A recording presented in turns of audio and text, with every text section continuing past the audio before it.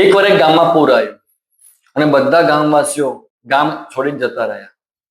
પણ એક વ્યક્તિ ગયો શ્રી રામના મંદિરે અને કહ્યું કે મને શ્રી રામ પોતે બચાવવા માટે આવશે. અને પાણીનું સ્તર વધતું ગયું. એક વ્યક્તિ આવ્યો બાઇક લઈને. એને કહ્યું ચાલ બેસી જા, હું તને લઈ જાઉં.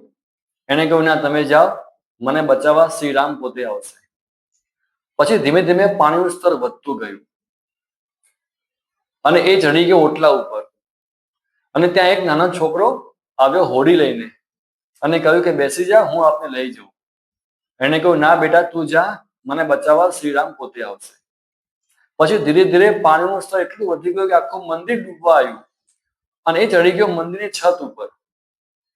ત્યાં ઉપરથી હેલિકોપ્ટરમાં એક સૈનિક આવ્યો. એને કહ્યું કે આવતો રે ભાઈ, મારો હાથ પકડી લે, હું તને લઈ જાઉં. એને કહ્યું ના, તું જા, મને બચાવવા શ્રીરામ પોતે આવશે. પછી ધીરે ધીરે પાણી વધતું ગયું અને છેવટે પાણીમાં તણાઈ ગયો અને ડૂબીને મરી ગયો. પછી ઉપર ગયો.